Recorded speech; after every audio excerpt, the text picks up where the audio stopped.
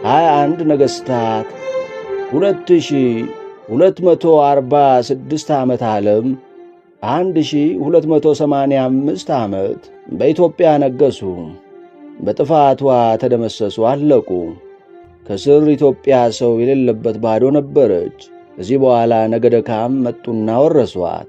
ቤኒሻንጉሎች፣ አርዋዴ ቅማንቶች፣ ሳምሬ ወይጦች፣ አማቴ ሽናሾች አባቶች ናቸው። ዋሻ ታላቅ ድንጋይ አገኙ። ከጥሻ ከድንጋይ ተጠጉ። ያላገኙ የቅጠል ጎጆ አድርገው ተቀመጡ። የቅማንቶችን አባት እንጨት ወለደው፣ የእንጨት ፍሬ ነው፣ ከእንጨት የተገኘ ነው የሚሉ አሉ። አይደርኪን ቅማንቶች አከበር ነው ብለው አባት እናት የለውም ከሰማይ የወረደ ነው ይሉታል። የኢትዮጵያ ሕዝብ ታሪክ በአጭር ቃል የወጣ። ደራሲ አለቃ ታየ ገብረ ማርያም። ስለ ኢትዮጵያ ሕዝብ ዘር ከምን ትውልድ እንደሆነ ልዩ ልዩ አይነት ሕዝቦችን በውስጧ እንዳለበት የሚያሳይ። የኢትዮጵያ ሕዝብና መንግሥት በዋናው ነገር በአራት ክፍል ይከፈላል። ነገደ ኦሪት፣ ነገደ ካም ወይም ነገደ ኩሳ፣ ነገደ ሴም ወይም ነገደ ዮቅጣን፣ ነገደ እስራኤል ናቸው። ይህንን ስላልን የሕዝቡንና የመንግሥቱን ዋና ዋና የሆነ አይነተኛውን ክፍል መናገራችን ነው እንጂ በዝርዝሩ ግን በየዘመኑ ከእስያ እየፈለሱ ወደ ኢትዮጵያ የገቡ ልዩ ልዩ አይነት ሕዝቦች እጅግ ብዙዎች ናቸው። ከእነዚህም በስማቸው የታወቁ፣ በወገናቸው፣ በአምልኮ፣ በቋንቋ፣ በሥርዓትም የተለያዩ ናቸው። ደግሞ ጥቂቶቹ ከምን ዘር እንደሆኑ የማይታወቁ በየጊዜው ገብተው የኋለኞች እያስለቀቋቸው በኢትዮጵያ ዳር ለዳር የሚኖሩ አሉ። እነዚህም በጣም ስማቸውና ነገዳቸው ያልታወቁ በመልካቸውና በግብራቸው የካም ዘሮች የከነዓን ልጆች ይመስላሉ። 1. ነገደ ኦሪት።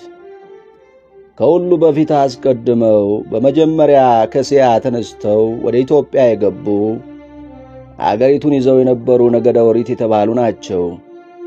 የእነዚህም አባት በክብረ ነገሥት ከገጽ 30 እስከ 50 እንዳሳየን ከአዳም ልጆች አንዱ ኦሪ ወይም አራም የተባለ ነው። እርሱ ከ1000 እስከ 30 ዓመት ዓለም በክብረ ነገሥት ከገጽ 40 እስከ 50 እንዳሳየን ከአዳም ልጆች አንዱ ኦሪ ወይም አራም የተባለው ነው። እርሱ ከ1000 እስከ 20 ዓመት ዓለም ጀምሮ ከነ ልጅ ልጆቹ 21 ነገሥታት 2246 ዓመት ዓለም 1285 ዓመት በኢትዮጵያ ነገሱ። በመጨረሻም ንጉሣቸው በሱሌማን ታጊ ጊዜ በኖኅ ዘመን በጥፋቷ ተደመሰሱ፣ አለቁ። የእነዚህን ሕዝብና ነገሥታት ታሪክ በአዲሱ ክብረ ነገሥት ከገጽ 317 እስከ 323 ተመልከት። እነዚህ ሕዝብ ማያሂ ከጠፉ ወዲህ የኢትዮጵያ አገር ምድርም ሁሉ ከጥፋቷ እስከ ባቢሎን ግንብ መፍረስ በቋንቋ ተለያይተው እስከ ሰዎች መበታተን 5526 ዓመት ከስር ኢትዮጵያ ሰው የሌለበት ባዶ ነበረች። ከዚህ በኋላ ነገደ ካም መጡና ወረሷት። 2. ነገደ ካም። ካም ከእስያ በባብ አልማንደብ ተሻግሮ መጥቶ በኢትዮጵያ ገባ። ይህም የሆነ በ2787 ዓመት ዓለም ከ2713 ዓመት ከጌታችን ከኢየሱስ ክርስቶስ ልደት በፊት ነው። ካም በኢትዮጵያ 68 ዓመት ገዝቶ እንደገና ወደ እስያ ሂዶ ሶርያንም ይዛለሁ ብሎ ከሴም ልጆች ጋር ተዋግቶ በጦርነት ሞተ። ልጆቹ ግን ታላቅ ወንድማቸውን ኩግን በላያቸው አንግሰው ኢትዮጵያን ወረሱ። ነገደ ካም እስከ ልጅ ልጆቻቸው 25 ነገሥታት ከ2787 እስከ 515 ዓመተ ዓለም 743 ዓመት ነገሱ። ኢትዮጵያን ገዙ። ክብረ ነገሥት ከገጽ 333 እስከ 348 በነገደ ካም ወይም በነገደ ኩሳ መንግሥት ዘመን ወደ ኢትዮጵያ ስለገቡ ሕዝብ። በእነዚህ በነገደ ኩሳ መንግሥት ዘመን መካከል 3 ነገዶች በየጊዜው ወደ ኢትዮጵያ ገቡ። እነርሱም ነገደ ሻንቅላ፣ ነገደ ቅማንት፣ ነገደ ወይጦ ናቸው። ወንድማቸው አማቴ ሁሉም የከነዓን ልጆች ናቸው።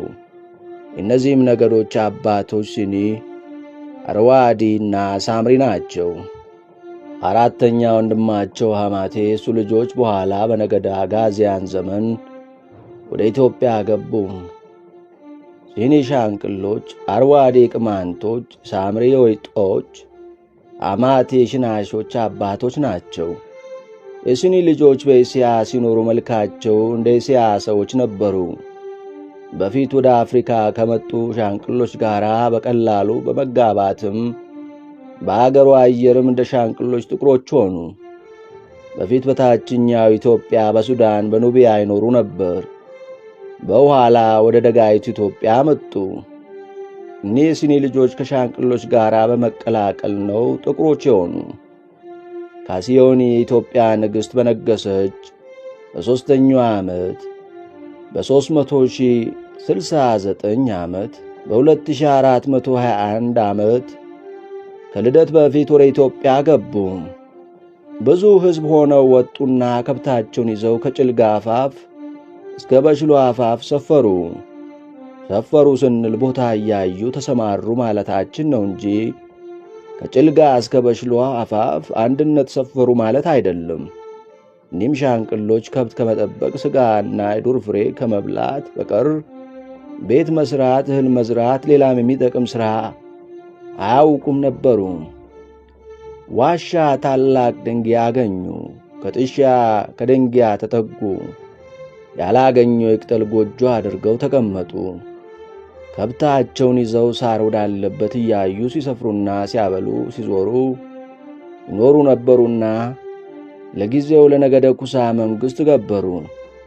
ቀንበር ባከበዱባቸው ጊዜ ግን ብርቱ ጠብ ተጣሉና ጽኑ ውጊያም ተዋጉ። ድል ሲያደርጉ አንዳንድ ጊዜም ድል ሲሆኑ ሲታረቁ ሲሸፍቱም ሲገብሩም እምቢ ሲሉም ሻንቅሎቹንም ነገደ ኩሳንም የኋለኞች ኢትዮጵያ ሕዝብ አባቶች በነገደ ሴም፣ ነገደ ዮቅጣን፣ አጋዚያን ሁሉንም አስለቅቀው ወደ ታችኛው ኢትዮጵያ ቆላ በረሃ እስኪያሳድዷቸው ድረስ ሻንቅሎች 446 ዓመት በደጋይቱ ኢትዮጵያ ተቀመጡ። ክብረ ነገሥት በገጽ 114 እስከ 116 ነይ 3 ነገደ ቅማንቶች አር በነገሰ በ15ኛው ዓመት በ3006 ዓመት ዓለም 2401 ከልደት በፊት የአርዋዲ ልጅ የከነዓን የልጅ ልጁ አይነር የቅማንቶች አባት ተከናን አገር ተሰዶ ወደ ኢትዮጵያ ገባ። የከነዓን ልጅ አርዋዲ 7 ወለደ።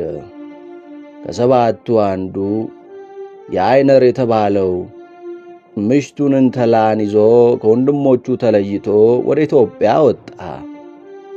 6ቱ ወንድሞቹ ግን በእስያና በምድረ ግብፅ ተበታትነው ቀሩ። ወደ ኢትዮጵያ የወጣው አይነር በምድረ እስያ በከነዓን ሀገር ረሃብ በጸና ጊዜ ከወንድሞቹና ከወገኖቹ ተለይቶ ምሽቱን እንተላን ይዞ ወደ ኢትዮጵያ ወጥቶ ሰው ሳያየውና ሳያውቀው በከርከር የዱር በረሃ እንስሳ አድኖ የዱር ፍሬ ለቅሞ እየበላ ብዙ ዘመን ተቀመጠ። ሰው ሳያየውና ሳያውቀው ብዙ ዘመን በዱር ስለተቀመጠ የቅማንቶችን አባት እንጨት ወለደው። የእንጨት ፍሬ ነው፣ ከእንጨት የተገኘ ነው የሚሉ አሉ። ነገር ግን በእነዚህ ነገራቸው ከንቱ የሐሰት ተረትን ይጫወታሉ እንጂ የእውነት ነገር አይደለም። የሰው ሁሉ ምንጭና አባት አዳም እንደሆነ መጽሐፍ ቅዱስ ይነግረናል። ዘፍጥረት 1:27 እስከ 28 1:32ን ተመልከት። ጥቂት ተማርነ መጽሐፍ መረመርነ የሚሉ ግን ስለ ቅማንቶች ትውልድ ሲተርኩ እንዲህ ይላሉ። በኢያሱ ወልደ ነዌ ዘመን ኢያሱንና የእስራኤልን አለቆች በቅርብ ሳሉ የሩቅ መስለው አታለው ያማሏቸው ሰብአ ገባውን በእስራኤል ርስት መካከል የነበሩና መሐላ እንዳይፈርስባቸው ያጠፏቸው ለሕዝቡ ሳር አጫጭ እንጨት ለቃሚ ያደረጓቸው ለልጅ ልጅ እስራኤል ዜጎች ሆኑ። ኢያሱ 9 ቁጥር 5 ቁጥር 3 እስከ 27። ከዚህ በኋላ በሰለሞን ጊዜ ቀዳማዊ ምኒልክ ወደ ኢትዮጵያ ሲመጣ አብረው የመጡ ናቸው። በጥንት ግብራቸው ንጉሥ በሚኖርበት ከተማ በዜግነት ሳር እያጨዱ እንጨት እየለቀሙ ኖሩ ሲሉ ይተርካሉ። በጎንደር ዙሪያ ዜጎች ሆነው ተሰሩ ይላሉ። ይህንንም በአፍ ብቻ ይተርካሉ እንጂ የተጻፈ ቁም ነገር ታሪክ የለም።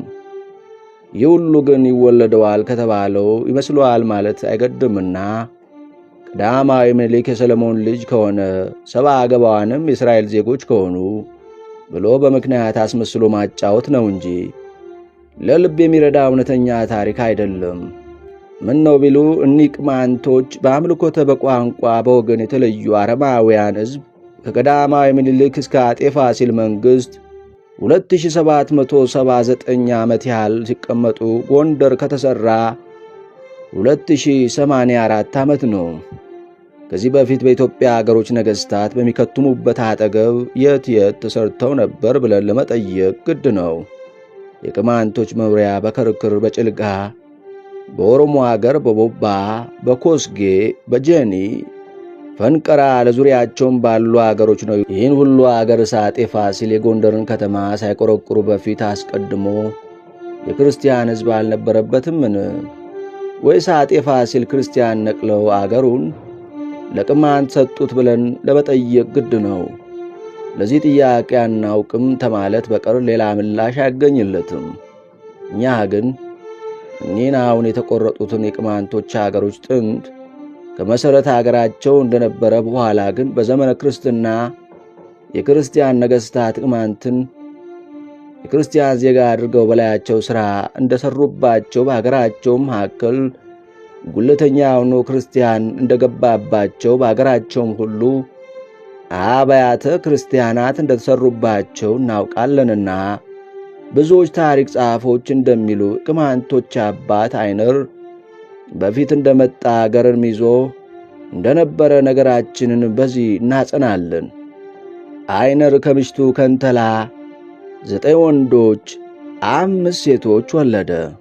ስማቸውም እኒህ ናቸው።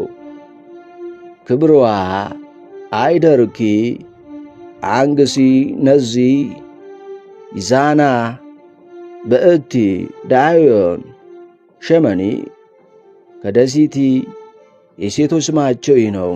ውሽን፣ እቲቶ፣ ፍርዳቅን፣ ኒማልጊን፣ ይባእስ፣ እኒስ። 5 ሁሉ ባል ሳያገቡ በድንግልና ሞቱ ይባላል። ይባስ ከሁሉ የበለጠች ታላቅ ሰው ነበረች ይላሉ። የክብሯ መኖሪያ በጃኒ ፍንቅራ ሰራቅ ሰገር በሚሉት አገር ነው። አይደርኪ መኖሪያው በከርክር ነው። አይደርኪን ቅማንቶች አከበር ነው ብለው አባት እናት የለውም ከሰማይ የወረደ ነው ይሉታል። ነገር ግን ይህ ተረት ይቅርና ያለ ጥርጥር የአይነት ልጅ ነው። አንግሲ፣ ነዚ፣ ዘና፣ ሸመኒ ከደሴቱ የከርክር ቅማንቶች አባቶች ናቸው። ዲዮን የጭልጋ ቅማንቶች አባት ነው። በእቲ የኦሮሞ አገር ቅማንቶች አባት ነው። አንባቢ ሆይ ኦሮሞ አገር ማለት ኦሮሞ ቤት ሁሉ አይምሰልህ። በጭልጋና በጋባ አጠገብ ያለ አገር ነው። ትንከበሊ የበእቲ ልጅ በጋባ የሚኖሩ ቅማንቶች አባት ነው። ቅማንቶች ትውልድና ማረግና አምልኳቸው ሥርዓትና ሕጋቸው እንዴት እንደሆነ በአዲሱ ክብረ ነገሥት ገጽ 116 እስከ 120 ተመልከት።